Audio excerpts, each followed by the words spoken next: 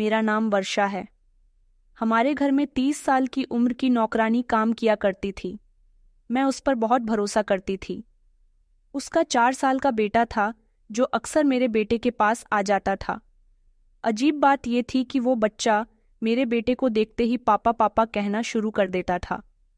मैंने बच्चों की शरारत समझकर उसकी बात को नज़रअंदाज कर दिया, मगर दिल के किसी कोने में एक अनजान से चुभन महसूस होने लगी थी। ये सिर्फ इत्तेफाक था या फिर कुछ और? मेरे दिल में काफ़ी सारे सवाल जन्म लेने लगे थे। ये उसकी रोज़ की हरकत बन गई थी। जैसे ही मेरा 18 साल का बेटा रोहन स्कूल से घर आता तो वो खिलखिलाते हुए दौड़कर आता और उसे पापा कहता। वो मेरे बेटे को देखकर हंसता था और उसे लिपट जाता था, जैसे वो अपने दिल की गहराइयों से रिश्ते को पहचानना हो। मेरा बेटा पहले तो उसकी बातों पर हंसता था, कभी कभी उसे गोद में उठाता, उसके बाल भी खेड़ता, लेकिन वो कभी कुछ कहता नहीं था। मैं सब कुछ खामोशी से देखती रहती थी। ऐसा लगता था कि जैसे कोई अंदेशा दिल के अंदर धीमे धीमे हलचल कर रहा हो। कभी कभी मेरे दिल में ख्याल आता था कि शायद वह बच्चा किसी और को याद कर रहा है। बच्चे को कई बार फिल्म, कार्टून्स या कहानियों से शब्द पकड़ने का शौक होता है, मगर फिर मुझे नौकरानी की नज़रें याद आ जाती थीं, जो हर बार अपने बेटे के पापा कहने पर झुक जाती थीं और उसके चेहरे पर डर होता था। मैंने कई बार देखा था कि वो बच्चे को जल्दी से बाजू से पकड़कर कमरे में ले जाती थीं। उसकी आंखों में जैसे आंसू आ जाते थे, मगर वो अपने आंसुओं को बाहर नहीं निकलने देती थी। ऐसा नहीं था कि मैं गलतफहमी की शिकार थी, मगर माँ का दिल कुछ और कहता था। वो खामोशी से नजरें चुराना, वो बच्चे का लगातार बार बार पिता कहना, सब मिलकर एक अजीब सी सिचुएशन क्रिएट करने लगे थे। मेरे पति अक्सर काम के सिलसिले में दूसरे शहरों में होते थे और घर की सारी जिम्मेदारी, बच्चों की देखभाल सब मेरी थी। मैंने हमेशा कोशिश की थी कि घर में सुकून रहे, हर रिश्ता अपनी जगह सलामत रहे, मगर अब मेरे अंदर बेचैनी बढ़ती जा रही थी। कई दिन गुजर गए थे, मगर वही नज़ारा रोज मेरे सामने आ जाया करता था। एक बार मैंने अपने बेटे से पूछने की कोशिश की कि वो बच्चा तुम्हें पापा क्यों कहता है, तो उसने हंसकर मेरी बात को टाल दिया और कहने लगा, मम्मी बच्चे तो कुछ भी कह देते हैं। लेकिन वही बात मेरे दिल को लगती थी और दिल कहता था कि ये जवाब सच्चा नहीं है। एक दिन मैंने नौकरानी सविता को अलग से अपने कमरे में बुलाया और कहा कि सविता, तुम्हारा बेटा मेरे बेटे को पापा क्यों कहता है? उसने नजरें झुका लीं और कहने लगी कि मैडम जी, बच्चे तो पागल होते हैं, जो मुंह में आता है कह देते हैं। मैंने उसका चेहरा ध्यान से देखा। वो झूठ बोल रही थी। शायद उसे सच कहने से डर लगता था, या शायद वो किसी सच को छुपाने की कोशिश कर रही थी जिसके सामने आने से सब कुछ बदल सकता था। उस दिन के बाद मैंने उस पर और ज्यादा ध्यान देना शुरू कर दिया था। उसके हर शब्दों पर, हर हरकत पर मेरी नज़र थी और सब कुछ धीरे धीरे मेरे सामने आ गया था। अब मुझे अंदाज़ा हो चला था कि बात कोई मामूली नहीं है। मेरे दिल में एक भारी भरकम एहसास जम गया था, जैसे एक तूफान आने वाला है और सिर्फ मैं उसे रोकने की कोशिश कर रही हूँ, सिर्फ अकेली। एक दिन दोपहर में जब मैं किचन में थी, नौकरानी का बेटा मोनू दौड़ता हुआ आया और मेरे बेटे के गले लगकर जोर से कहने लगा कि पापा। मैं ये सुनकर दंग रह गई थी।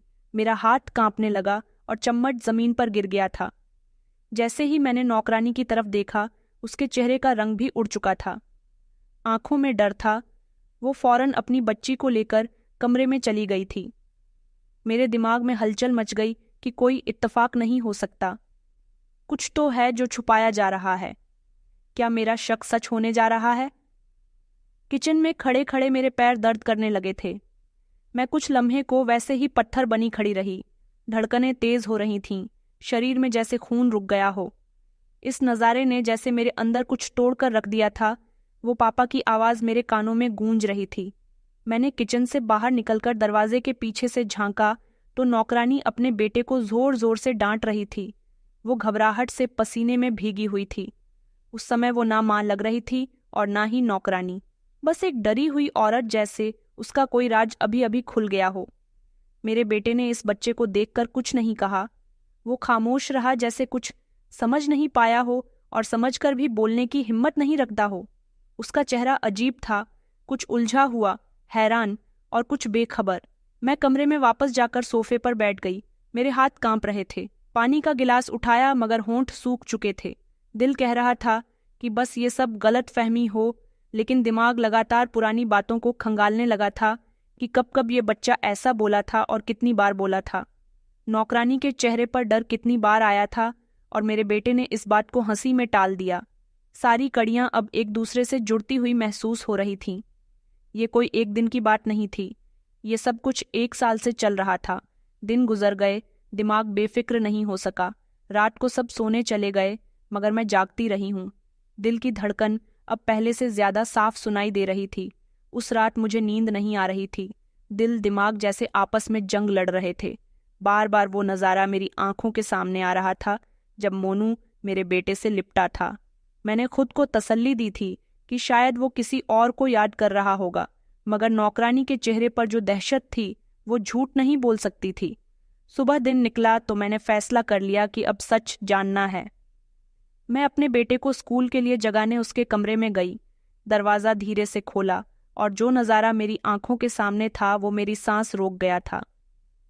कमरे में हल्की सी रोशनी जल रही थी। बेड के किनारे पर कोई बैठा था।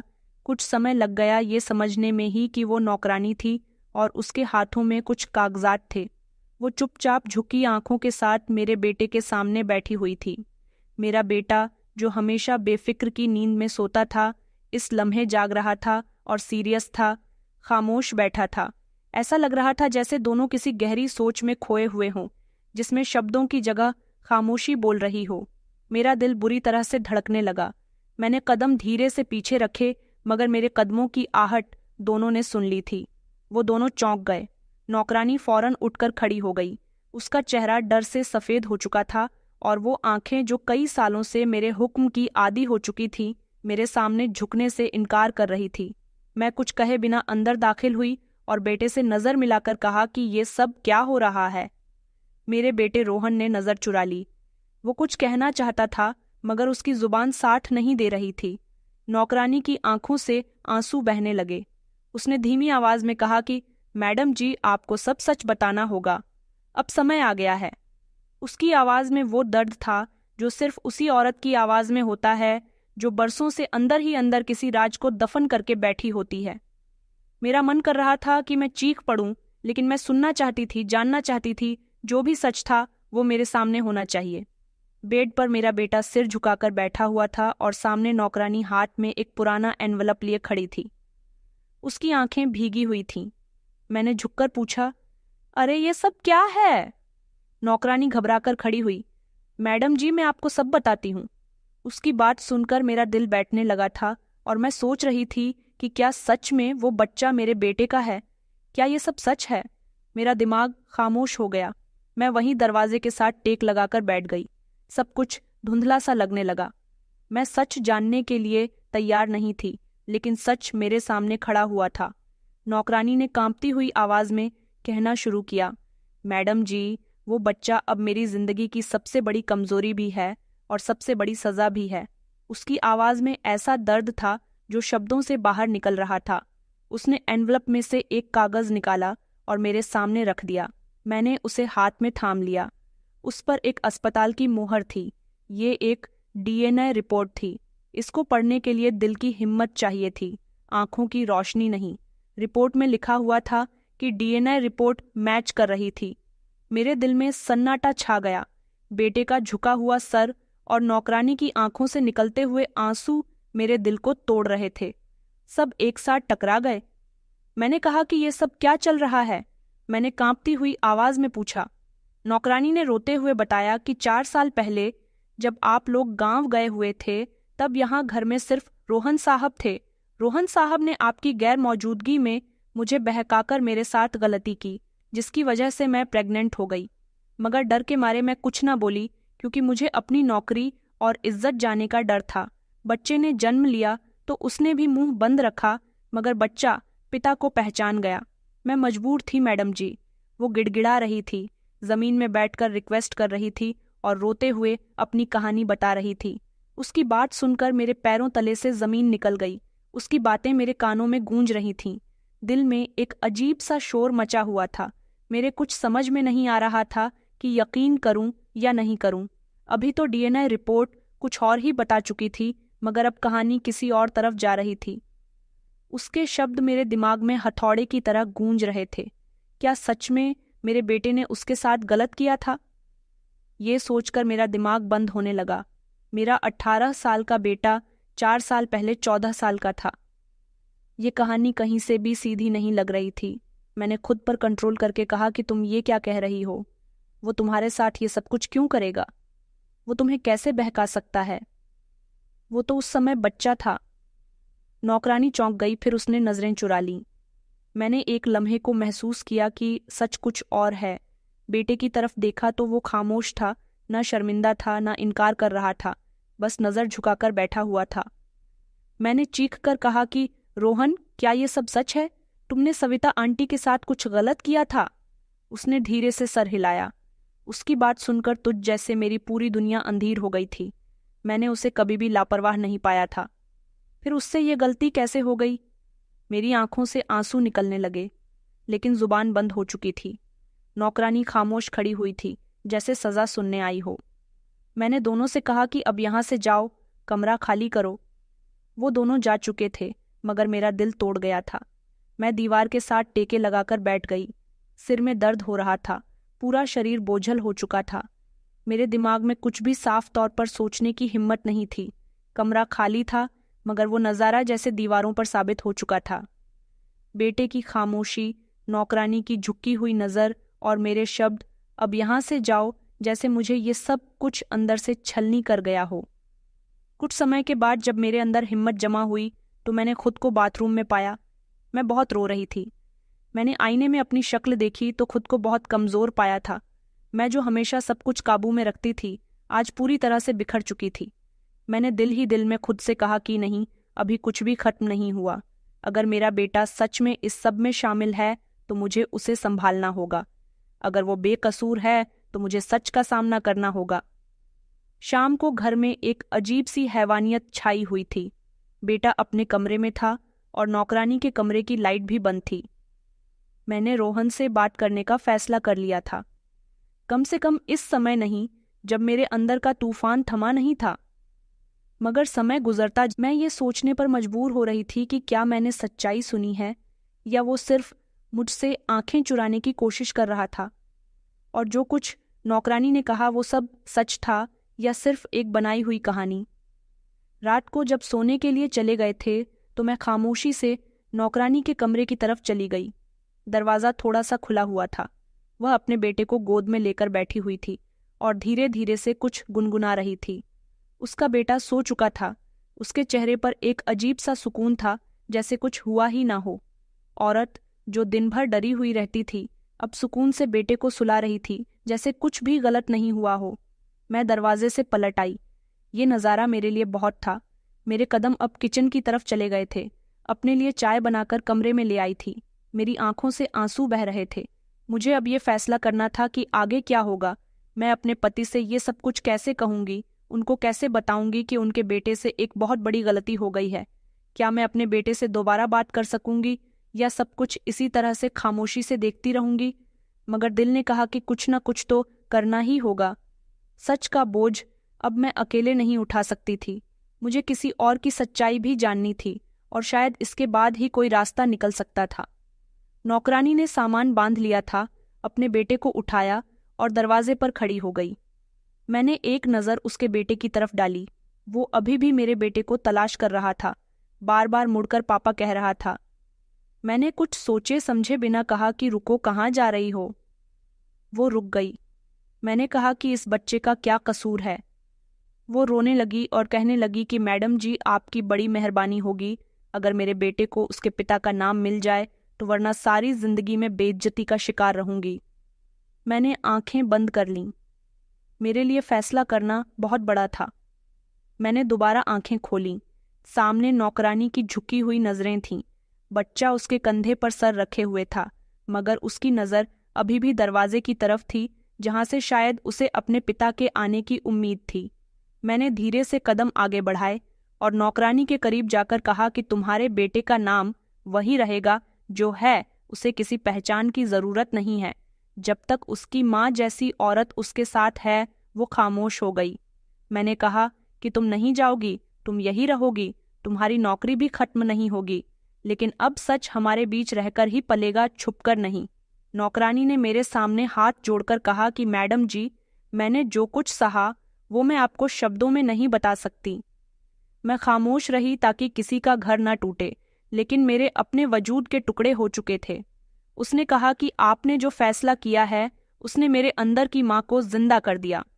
मेरा बेटा अब कमरे के दरवाजे से बाहर आ चुका था। शायद वो हमारी बातें सुन चुका था। मोनू ने जैसे ही उसे देखा दोनों हाथ फैला दिया और फिर से कहा कि पापा। रोहन खामोश खड़ा रहा। मैंने उसकी तरफ देखा और ये खामोश इशारा किया। उसने कुछ कदम आगे बढ़ाए और बच्चे को गोद में ले लिया।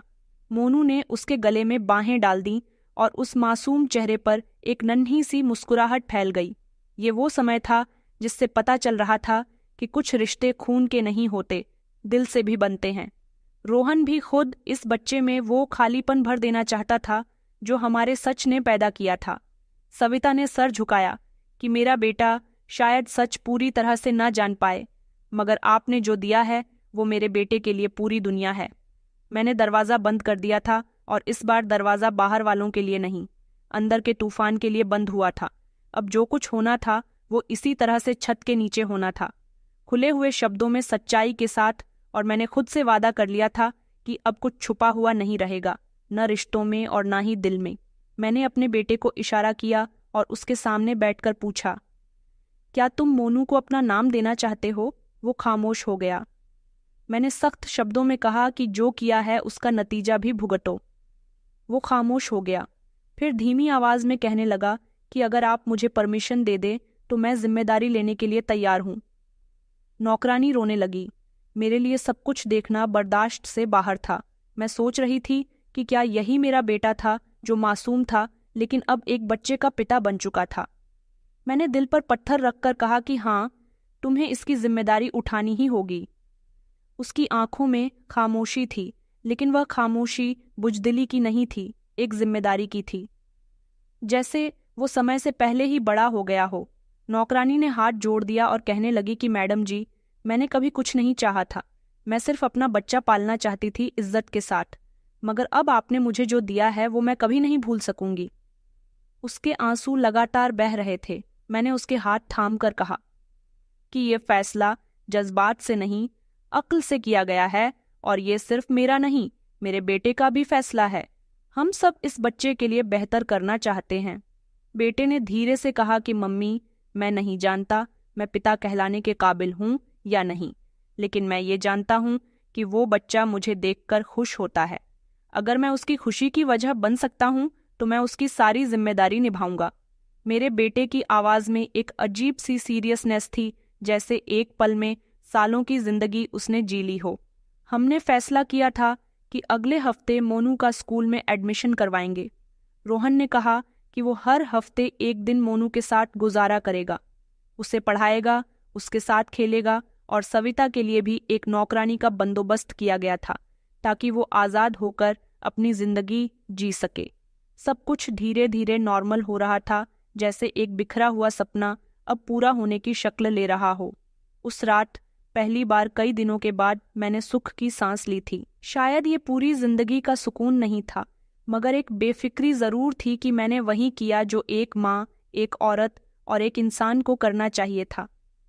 सुबह उठकर मैंने अपने बेटे रोहन को देखा तो वो बेफिक्री से सो रहा था।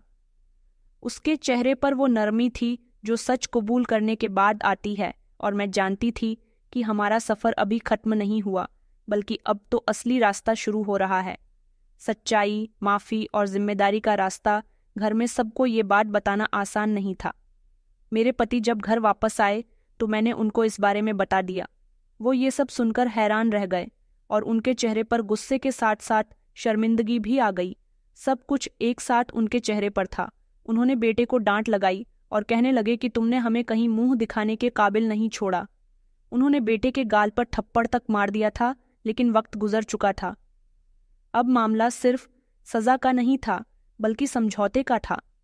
हमने फैसला किया कि रोहन मोनू को अपना नाम देगा, मगर सविता अब यहाँ काम नहीं करेगी। ये हमारे उसूल थे उनसे समझौता करना हमारे लिए मुमकिन नहीं था। मेरे पति का गुस्सा ठंडा हो गया था, मगर मैंने उनकी छुपी हुई बेबसी को महसूस किया था। वो अंदर से टूटे हुए थे। रोहन, जिसे हमने बड़ी मोहब्बत से पाला था, आज हमारे उसूलों के खिलाफ जा चुका था। मैंने अपने पति को प्यार से समझाया था कि हम उसे मारकर क्या करेंगे। उसे गुस्सा करके भी कोई हल नहीं निकल सकता। जो होना था हो चुका है। ये देखना है कि अब उसकी आगे की जिंदगी किस तरह संवारनी है। वो खामोश हो गए। कमरे में खामोशी छाई हुई थी। रोहन सर झुकाकर खड़ा हुआ था। मैंने उसकी तरफ देखा। उसकी आंखों में आंसू थे, लेकिन अंदर से टूट फूट उसके चेहरे पर साफ नजर आ रही थी। कुछ देर बाद मेरे पति ने धीरे से कहा कि यह फैसला मुश्किल है, लेकिन अगर तुम दोनों तैयार हो तो हम मोनू को नाम दे सकते हैं। लेकिन ये नौकरानी हमारे घर में अब काम नहीं करेगी। वो औरत सिर्फ एक माँ रहेंगी, हमारी नौकरानी नहीं। मैंने कहा कि ठीक है, ये फैसला बिल्कुल ठीक है, क्योंकि जज्बात अपनी जगह लेकिन उसूल भी अपनी जगह होते हैं। हमें अपना घर संभालना था। सच्चाई के साथ घर में धीरे धीरे सब कुछ नॉर्मल होने लगा था। हमने सच्चाई को एक्सेप्ट करके अपने दिल का बोझ बहुत हल्का कर लिया था। मोहल्ले वालों को कुछ नहीं बताया था, क्योंकि हम जानते थे कि लोग कहानियों बनाते हैं, हकीकत नहीं समझते। हम किसी को कुछ साबित करना नहीं चाहते थे, सिर्फ अपने दिल के सुकून को बचाना था। अब हर दिन एक नई शुरुआत की तरह लगता था, जहां हम सब ने खुद को नए रास्ते से जोड़ लिया था। सच के साथ हम सब ने अपने अपने दायरे खींच लिए थे। सविता अब हमारी नौकरानी नहीं रही थी, लेकिन अब हमारे रिश्ते की हैसियत ऐसी हो चुकी थी जिसे नाम देना हमारे लिए आसान नहीं था। वो हमारे घर में इज्जत से रह रही थी और हम कोशिश कर रहे थे कि उसके बेटे की परवरिश में कोई कमी ना आए। रोहन में भी काफी बदलाव आ चुके थे। वो पहले जैसा बेफिक्र नहीं रहा था। उसके चेहरे पर पछतावा बाकी था। हर दिन वो खुद को बेहतर बनाने की कोशिश में बीजी नजर आता था। उसके अंदर का सुकून अब उसकी जिम्मेदारी बन चुका था। मोनू का स्कूल में एडमिशन हो गया था। उसने पहले दिन यूनिफॉर्म पहना तो सविता की आंखें भर आई थीं। रोहन खुद उसे स्कूल छोड़कर आया था। उस दिन रोहन ने सोनू के साथ एक तस्वीर भी ली थी, जिसमें मोनू ने यूनिफॉर्म पहना हुआ था। उसके हाथ में लंच बॉक्स और गले में वाटर बॉटल और कंधों पर बैग था। उसके साथ मेरा बेटा खड़ा हुआ था, जो उसके दिल से पिता बन चुका था। ये नज़ारा तकलीफ देने वाला था और किसी भी हद तक तसल्ली नहीं थी। कुछ रिश्ते खून से नहीं बनते, वक्त और एहसास से जन्म लेते हैं। शाम को जब वो स्कूल से वापस आया तो बहुत खुश था। उसने सविता को स्कूल की हर एक बात बताई, जैसे वो पहले दिन का हीरो हो। मैंने पहली बार सविता के चेहरे पर एक भरपूर मुस्कुराहट देखी थी। उसने जिंदगी की इतनी मार खाई थी कि वो हंसना भूल गई थी, लेकिन अब जैसे उसकी आंखों में रोशनी लौटने लगी हो। मेरा मन कर रहा था कि मैं उससे कुछ कहूं, लेकिन शब्द साथ नहीं दे रहे थे। शायद खामोशी ही काफी थी। रोहन से अब मेरी बात बहुत कम होती थी। अब हम माँ बेटे के रिश्ते को नई तरह से जानने लगे थे। मैंने उससे कहा कि तुमने जो किया है वो आसान नहीं था।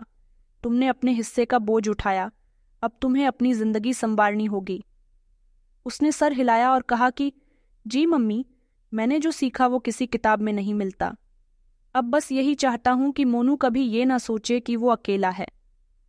वक्त इसी तरह से गुजरता जा रहा था, मगर हर कदम पर एक याद, एक सवाल, एक परछाई साथ चलती थी। क्या हमने जो किया है सही था?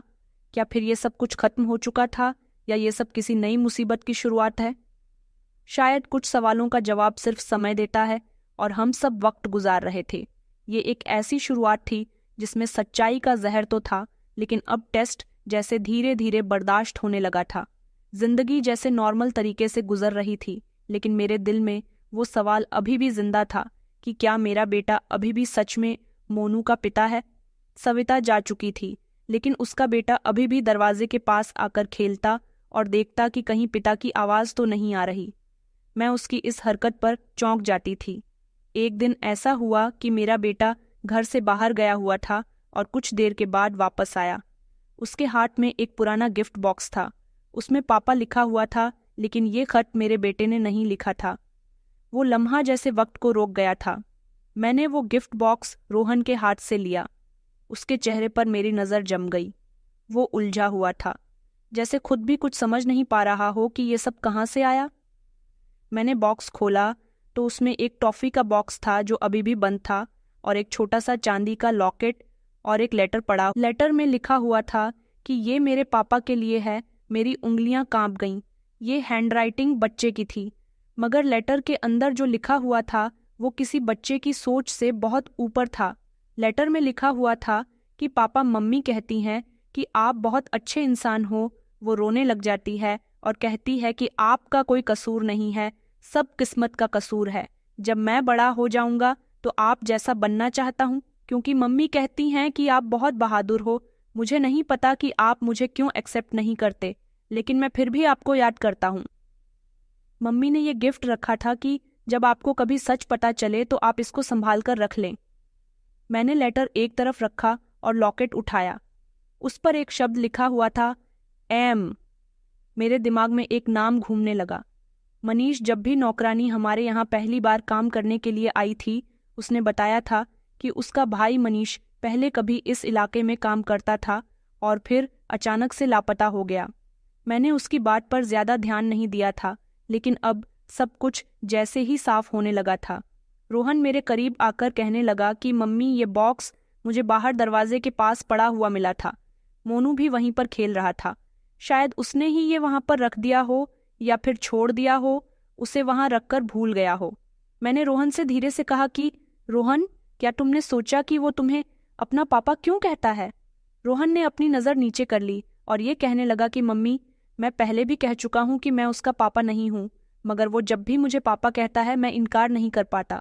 मुझे लगता है जैसे वो मुझे बहुत अच्छे से जानता है, जैसे मुझ पर हक रखता है। रोहन की बात सुनकर मैंने यह फैसला कर लिया था, किस्सा जब छुपा नहीं रह सकता, मुझे खुद अब सविता से बात करनी होगी खुलकर, ताकि जान सकूं कि ये पिता की आवाज़ और ये लॉकेट आखिर किस तरफ इशारा करते हैं। और सबसे बढ़कर मुझे ये समझना था कि अगर मेरा बेटा इस बच्चे का पिता नहीं है तो वो कौन है जिसे बच्चा अपना कहता है। ये सवाल अब सिर्फ मेरे दिल का बोझ नहीं, बल्कि मेरे परिवार की बुनियाद बन चुका था। मैंने वो टॉफ़ी का डब्बा खोला। उसके अंदर एक एक फ़ोटो रखी हुई थी, मेरे पति और सविता की फ़ोटो।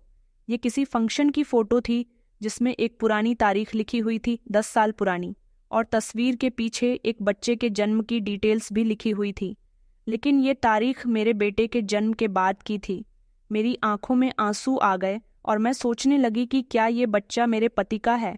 क्या पापा का मतलब कुछ और था? सारे सवाल मेरे दिमाग में तूफान के साथ आ गए थे। मैं रोहन को नहीं, अब अपने पति को देख रही थी। फोटो पर मेरी उंगली रुक गई। वो पुरानी फोटो थी। उन दोनों की चेहरे पर मुस्कुराहट साफ नजर आ रही थी, एक ऐसी मुस्कुराहट जो सिर्फ नौकरानी और मालिक के बीच नहीं हो सकती थी। उन दोनों के चेहरे की खुशी बहुत कुछ बता रही थी। फोटो के नीचे एक जगह छोटे शब्दों में फोटो की डेट थी, 5 जून 2015। उसके पीछे बच्चे के जन्म की डिटेल भी थी, जिस पर माँ के नाम में नौकरानी सविता का नाम लिखा था और पिता के नाम पर सिर्फ सिग्नेचर थे। मैं इन सिग्नेचर्स को अच्छी तरह से पहचानती थी। ये मेरे पति के सिग्नेचर थे। मेरे पति के सिग्नेचर के साथ भी एक डेट लिखी हुई थी। ये वो डेट थी जिसे देखते ही मेरे रोंगटे खड़े हो गए थे। मुझे याद आया कि इस तारीख में मेरे पति ने मुझसे कहा था कि वो ऑफिस के किसी प्रोजेक्ट के लिए 1 हफ्ते के लिए शहर से बाहर जा रहे हैं। अब मुझे समझ आया था कि वह समय दरअसल कुछ और था, एक ऐसा लम्हा जो बरसों से छुपा हुआ था और अब सब सामने आकर हर चीज़ बदलने वाला था।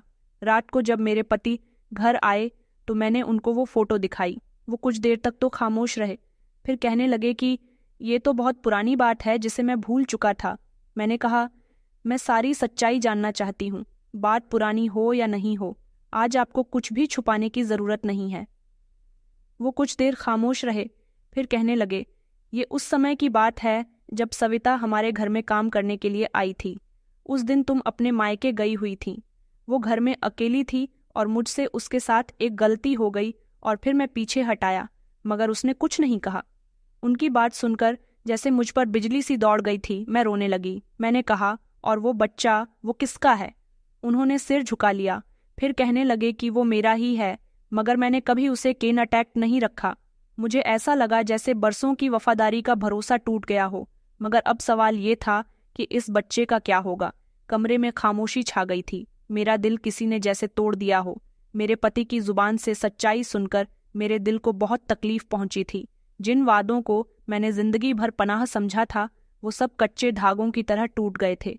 मैंने हमेशा एक ऐसे मर्द पर भरोसा किया जो बीते हुए समय में ऐसी गंदगी छोड़ आया था जिसकी बद वो हमारे घर की दीवारों तक पहुंच गई थी। लेकिन ये नफरत का नहीं, अब हकीकत का समय था। मैं चाहती तो सब कुछ खत्म कर दी थी, लेकिन शायद इससे सच खत्म नहीं होता।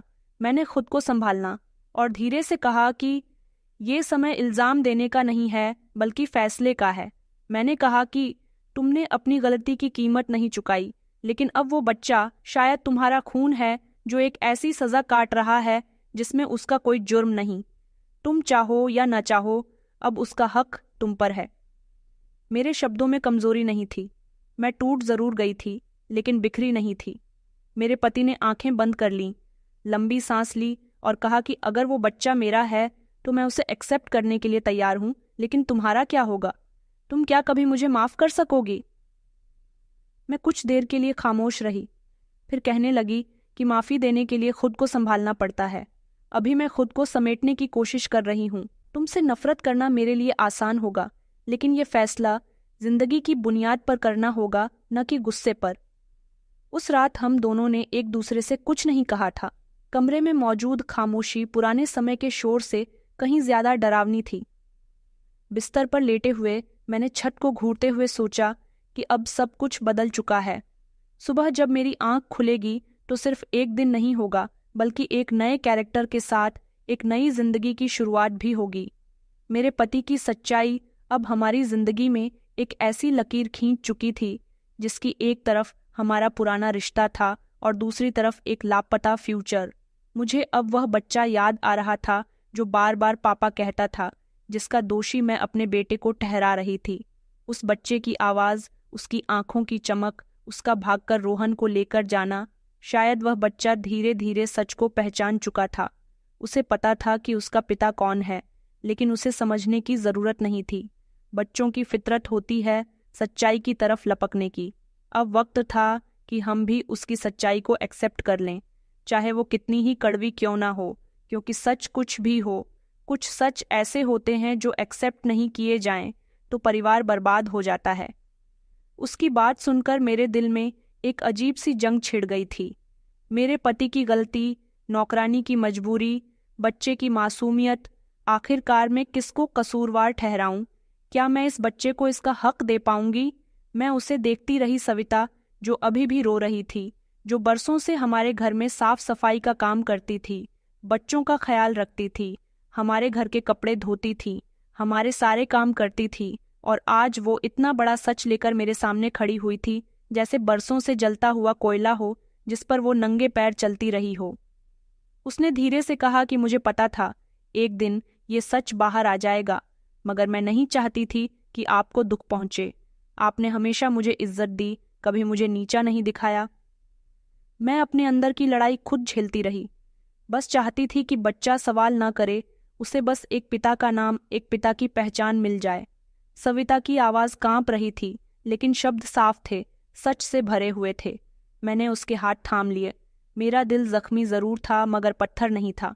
मैं जानती थी कि वो सच जो इतने सालों के बाद सामने आया है, उस पर गुस्सा करना किसी को सुकून नहीं देगा। मैंने कुछ नहीं पूछा, बस कहा वो बच्चा तुम्हारा भी है और मेरा भी है। अब्बू से हम दोनों मिलकर संवारेंगे। वो हैरानी से मेरी तरफ देखने लगी। शायद उसे यकीन नहीं आ रहा था कि इतनी बड़ी सच्चाई सुनने के बाद भी मैं उसका हाथ थामे बैठी हूँ। मैंने उसकी तरफ हल्का सा मुस्कुराकर देखा। मैं अपने घर के दरवाजे बंद कर सकती थी, मगर दिल के दरवाजे नहीं। उसी समय बाहर से बच्चे की हंसी की आवाज़ आई। वो खेल रहा था और उसकी हंसी में वो सच्ची खुशी थी जो सिर्फ मासूमियत से पैदा होती है। मैंने सविता से कहा कि अब वो किसी का पाप नहीं है, वो हमारा फ्यूचर है।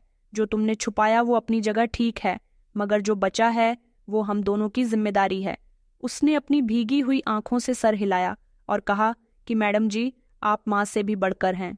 मेरे दिल का बोझ थोड़ा हल्का हो गया था, लेकिन पूरी तरह से नहीं। मुझे अब भी सच्चाई के साथ जीना था और अपने पति की भी गलतियों का सामना करना था। अब समय आ गया था कि बच्चों को कानूनी और सामाजिक और जज्बाती तौर पर हक दिया जाए, जो बरसों से उससे छीना गया था। वो सिर्फ पापा की पुकार नहीं, एक पहचान मांग रहा था जो अब मैं उसे खुद दूंगी, माँ बनकर, चाहे खून का रिश्ता हो या ना हो। रोहन से मैंने बैठकर बात की और कहा कि तुम जानते हो कि ये बच्चा तुम्हारा नहीं है। वो कहने लगा कि जी, मैं जानता हूँ, मैंने सच जान लिया था।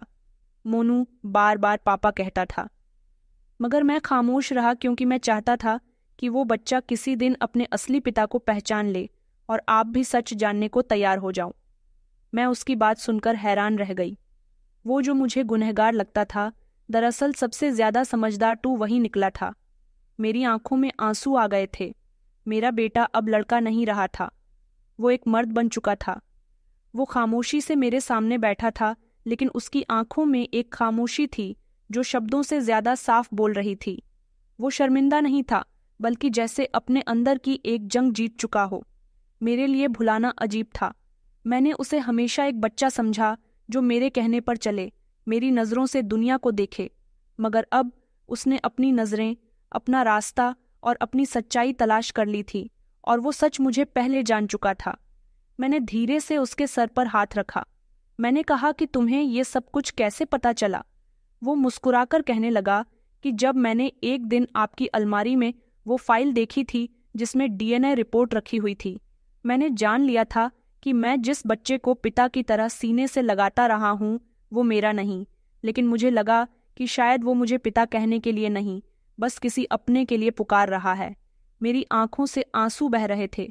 मैंने अपने बेटे को गलत समझा था, जबकि वो तो अपनी उम्र से आगे की जंग लड़ता रहा। मैं उस पर इल्जाम लगाती रही, मगर उसने कभी शिकवा नहीं किया। वो सिर्फ खामोशी से इस बच्चे का साया बना रहा। वो कहने लगा कि मम्मी, मैं जानता था कि अगर मैं कुछ कहूँगा तो आप टूट जाओगी, इसलिए मैंने चुप रहकर सच्चाई को वक्त के लिए छोड़ दिया था। और मैं ये भी जानता हूँ कि वो बच्चा किसी पर बोझ नहीं है, वो सिर्फ पनाह मांग रहा था, और अगर मेरे सीने से लगने से उसे सुकून मिलता है तो मैं वो उससे कभी नहीं छीनना चाहता। आज मुझे यकीन हो गया था कि बेटा होना सिर्फ खून का रिश्ता नहीं, सोच, समझदारी और किरदार का नाम है। जो वो कल तक मेरा सहारा था, आज किसी और का भी बन चुका था। इस समय मुझे अपने ऊपर माँ होने पर गर्व महसूस हो रहा। अब एक माँ के आंसू पोंछने वाला मर्द बन चुका था। मेरे पति खामोशी से खिड़की के पास खड़े थे। बाहर धूप फैल रही थी, मगर उनके चेहरे पर पुराने समय की स्याही छपी हुई थी। कई दिन गुजर चुके थे इस सच को सामने आए, मगर हम दोनों के बीच अभी तक बहुत कुछ खामोश रह गया था। अचानक वो मुड़कर मेरी तरफ देखकर कहने लगे कि ये सब अब मुझसे छुपा नहीं रह सकता। मैंने गलती की है, और उसकी कीमत सिर्फ तुमने और उस बच्चे ने नहीं चुकाई, बल्कि पूरे परिवार ने चुकाई है। अब समय आ गया कि मैं अपने हिस्से का बोझ खुद उठा लूं। मैं उनकी आंखों में देख रही थी, जहां मुझे सब कुछ साफ नजर आ रहा था। मैंने कुछ नहीं कहा, बस सिर हिला दिया। शायद यही मेरी खामोशी की इजाजत थी जिसकी उन्हें तलाश थी। उन्होंने उसी दिन अपने सारे रिश्तेदारों को इकट्ठा किया। उनकी बातों में एक पछतावा था, जैसे बरसों से दबा हुआ राज्य अब सिर्फ हमारा नहीं रहेगा बल्कि सबका हो जाएगा। मगर मुझे पता था कि ये सब करना जरूरी नहीं था, क्योंकि जो बात हमने जानी थी वो उनके रिश्तेदारों के लिए भी जरूरी थी। जब सब लोग जमा हो गए तो मेरे पति ने बहुत सुकून से बात शुरू की। पहले तो उन्होंने वो सच बताया जिसने हमारी जिंदगी को बदल कर रख दिया था। फिर धीरे धीरे उस सच्चाई को एक्सेप्ट किया जो हर मर्द के लिए सबसे मुश्किल होती है। उन्होंने कहा कि मैंने एक समय में एक बहुत बड़ी गलती की अपने घर की नौकरानी के साथ। नाजायज संबंध बनाए, उस संबंध का नतीजा एक बच्चा निकला, और मैं बरसों तक उससे आंखें चुराता रहा। लेकिन अब वो बच्चा बड़ा हो रहा है, और अब मैं और खामोश नहीं रह सकता। कमरे में खामोशी छा गई। कुछ चेहरों पर हैरानी थी, कुछ पर गुस्सा था, तो कुछ पर मायूसी छाई हुई थी। सबसे जरूरी बात यह थी कि किसी ने उनकी बात को झुठलाया नहीं। शायद समय का यही फायदा होता है कि वो जख्मों को थोड़ा मरहम दे देता है। मेरे पति ने सबके सामने कहा कि मैं अपने बच्चे मोनू को अपना बेटा एक्सेप्ट करता हूँ। मैं चाहता हूँ कि मैं उसे मेरे नाम का हक दिया जाए और मेरे परिवार की पहचान दी जाए। बहुत से लोग खामोश थे, यहाँ से उठकर चले गए। कुछ ने कहा कि तुमने बहुत अच्छा काम किया, अगर तुमसे गलती हुई है तो तुम उसे सुधार भी रहे हो। मेरे पति ने अपनी गलतियों का पश्चाताप कर लिया था। उस दिन के बाद सब कुछ बदल गया था। नज़रों में सवाल बाकी रह गए थे, लेकिन हमने फैसला कर लिया था कि सच्चाई को किसी भी पहरे के पीछे नहीं छुपाएंगे। मेरे पति ने वो कदम उठाया था जिसने उनके अंदर छुपी हुई इंसानियत को जिंदा कर दिया था। वो अब सिर्फ मेरे पति नहीं थे, बल्कि एक बाप थे। 2 बच्चों के कभी खामोशी जो पहले बोझ बन जाती थी, अब हल्की लगने लगी थी। अब हर दिन नया था, एक नई शुरुआत जैसा। मेरे पति ने अपने वादे के मुताबिक किया था। मेरे पति ने फैसला किया था कि वो सविता को एक फ्लैट दिलवा देंगे जिसमें वह अपनी जिंदगी आराम से गुजार सकेगी। सविता भी यही चाहती थी कि वो हमारी जिंदगी में इंटरफेयर ना करे, और मेरे पति भी यही चाहते थे कि एक बार तो वो मुझे धोखा दे चुके हैं, अब दोबारा धोखा नहीं देना चाहते। इसलिए वो सविता को हमारी जिंदगी से दूर कर देना चाहते थे।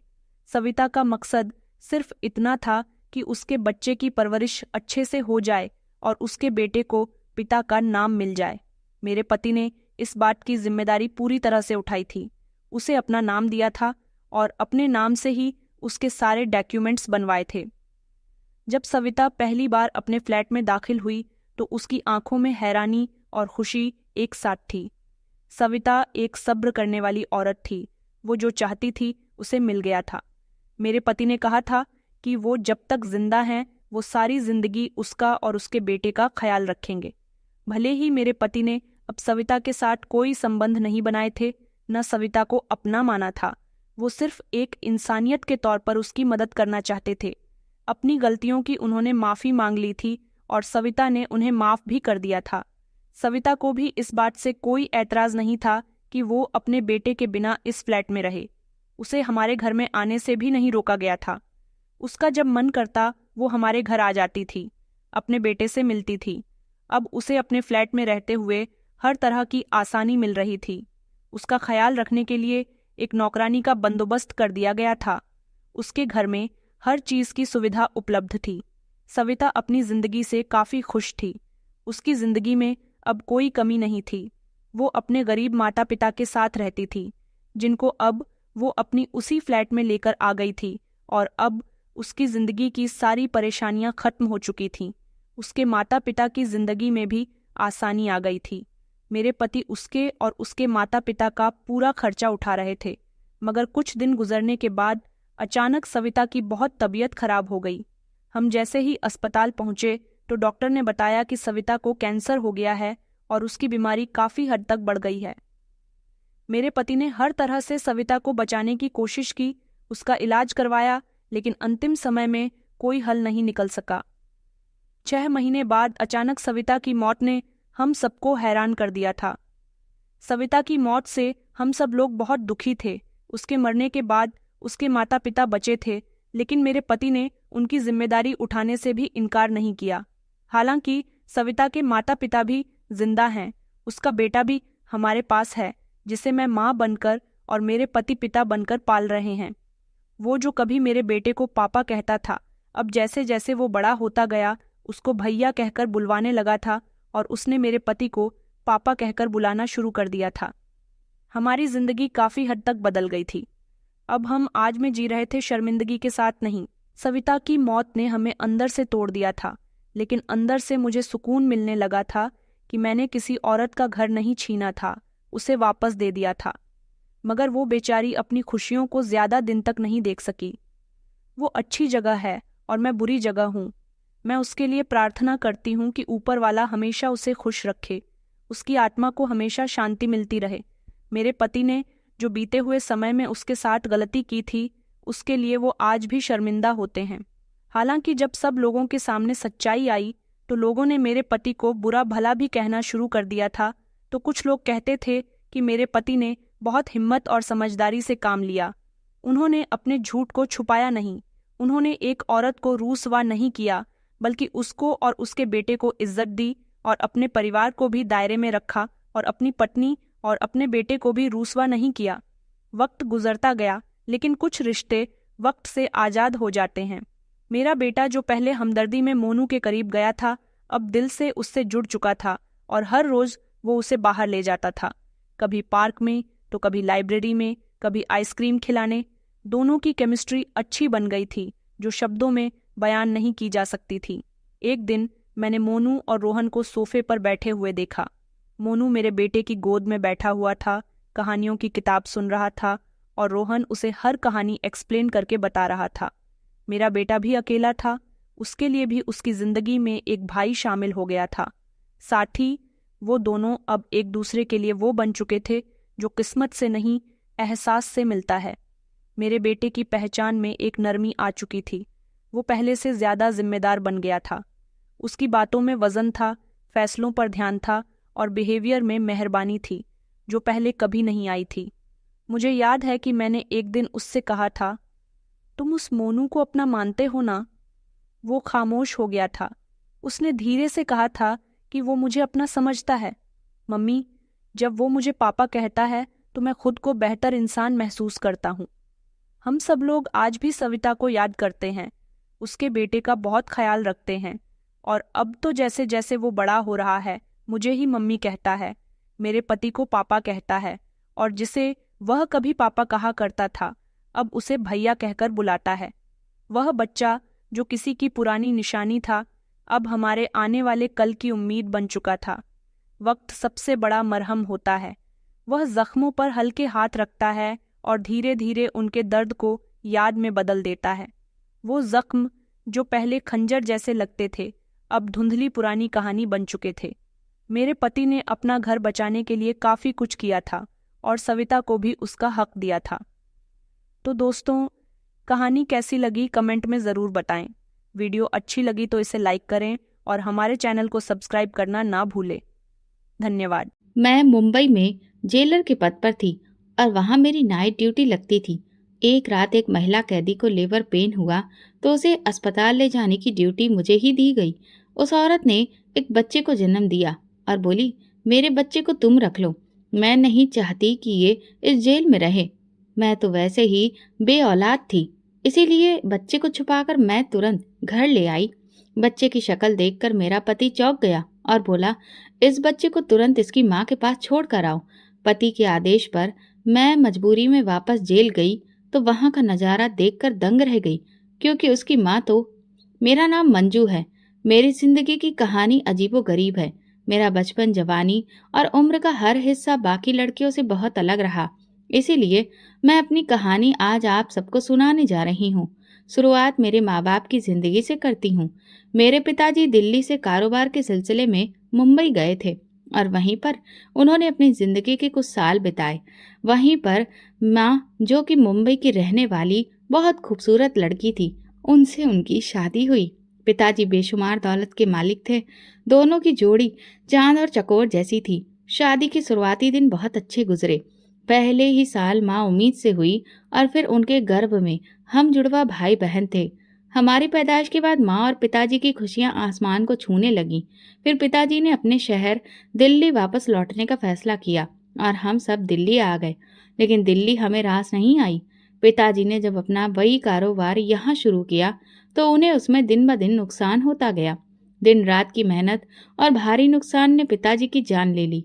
एक दिन सदमे की वजह से उन्हें हार्ट अटैक आ गया और फिर वो इस दुनिया से चले गए। तब हमारी उम्र सिर्फ 2 साल थी। पिताजी की मौत के बाद माँ का वहाँ कोई नहीं था। ससुराल भी बस नाम का ही था। माँ को कोई सहारा नहीं मिल रहा था, इसलिए उन्होंने वापस मुंबई जाने का फैसला कर लिया। उनके मायके से भी उन्हें लेने उनके भाई आ गए थे। माँ ने जाना ही ठीक समझा, लेकिन जाते वक्त मेरी दादी ने हम दोनों बच्चों को अपने बेटे की आखिरी निशानी मानकर अपने पास रख लिया। माँ के मायके वालों को भी ये बात ठीक लगी कि माँ की उम्र अभी कम है और अगर उनके साथ बच्चे होंगे तो उनकी दूसरी शादी करवाना मुश्किल हो जाएगा। इसीलिए बच्चों को अपने ही परिवार में छोड़ देने का फैसला किया गया। मेरी माँ इसके लिए बिल्कुल भी राजी नहीं थी, लेकिन सबके दबाव के चलते वो मजबूरन हमें रोता बिलखता छोड़कर वापस मुंबई चली गई। कुछ समय तक दादी ने हमें पाला। जब हम 5 साल के हुए तो दादी का भी देहांत हो गया। अब हम चाचा चाची के भरोसे हो गए। यहीं से हमारी जिंदगी ने अजीब मोड़ लिया। हमारा बचपन जैसे सिर्फ खाने के लिए ही था। हमारी आंखों के सामने घर के बाकी बच्चे खेलते कूदते रहते, लेकिन हम बस तरसती आंखों से उन्हें देख सकते थे। खेलने की हमें इजाजत नहीं थी। मैं तो बहुत जल्दी इन हालातों में ढल गई थी, लेकिन कहते हैं लड़के किसी के बस में जल्दी नहीं आते। इसलिए जब कभी मेरा भाई बाकी बच्चों को खेलते देखता तो वो भी उनके साथ खेलने लगता।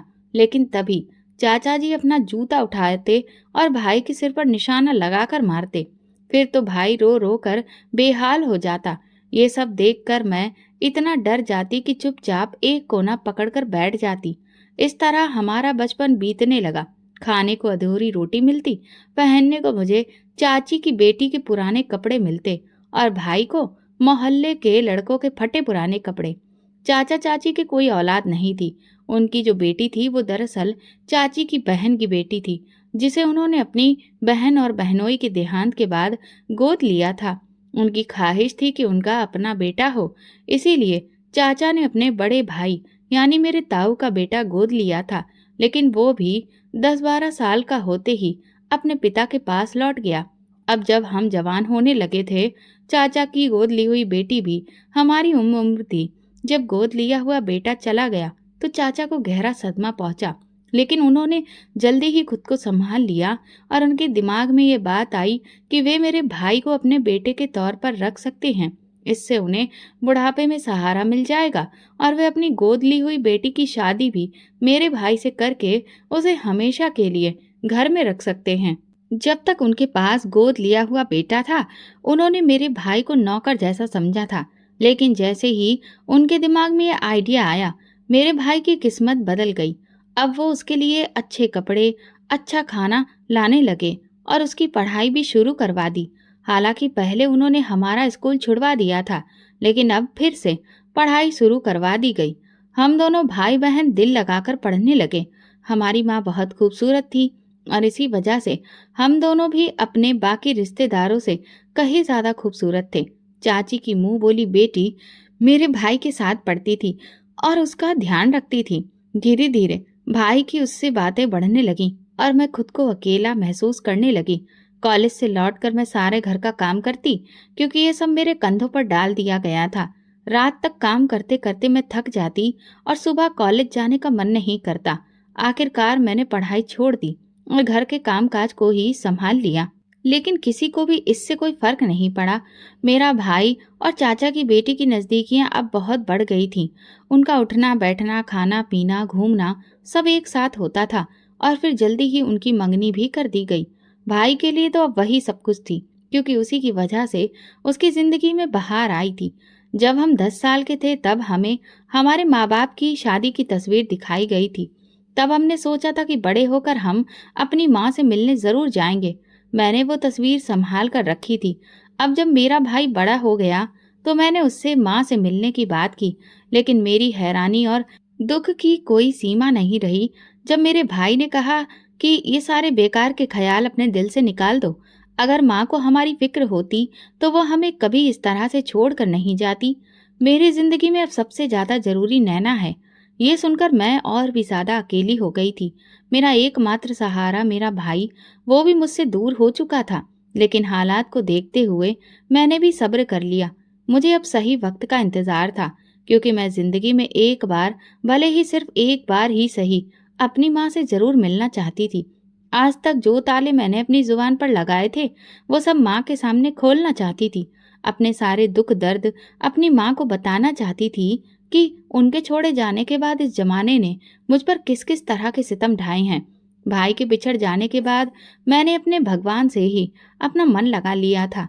अब इस घर में मुझे किसी भी रिश्ते से कोई मतलब नहीं था। मैं ज्यादातर सारे दुख अकेले ही झेलती रही और बस पूजा पाठ में खुद को व्यस्त कर लिया। मैं अक्सर अपनी माँ से मिलने की प्रार्थना रो रो कर करती थी। मेरा भगवान ही अब मेरा सहारा था, जो मुझे सही रास्ता दिखाता था। मुझे पूरी उम्मीद थी कि मेरी प्रार्थनाएं एक दिन जरूर रंग लाएंगी और मैं अपनी माँ से जरूर मिलूंगी। कई बार तो मेरे मन में घर से भाग जाने का भी ख्याल आया, लेकिन फिर मैंने अपने दिल को समझा लिया कि अगर मैंने ऐसा कोई भी कदम उठाया तो लोग मेरी माँ को बुरा समझेंगे, कहेंगे कि जरूर इसकी माँ ही खराब औरत रही होगी जिसकी वजह से बेटी ने ऐसा काम किया है। कुछ साल यूं ही अकेलेपन में गुजर गए, लेकिन इन सालों में मुझे जो सुकून मिला उसने मेरे दिल को तसल्ली दी कि अभी ना सही, लेकिन कभी तो वो दिन आएगा जब मेरी ये इच्छा पूरी होगी। अब मेरा दिल मान चुका था कि सच में ये दुनिया एक माया जाल है जिसमें हम सब लोग फंसे हुए हैं। एक दिन मेरा भाई कमरे में आया। ये चमत्कार कई महीनों बाद हुआ था, क्योंकि उसे मुझसे बात करने से पहले अपने मंगेतर और उसकी माँ की इजाज़त लेनी पड़ती थी, और मैं भी उन लोगों की जिंदगी में दखल देना छोड़ चुकी थी, क्योंकि अब उसे सब कुछ मिल गया था जिसमें वो खुश था।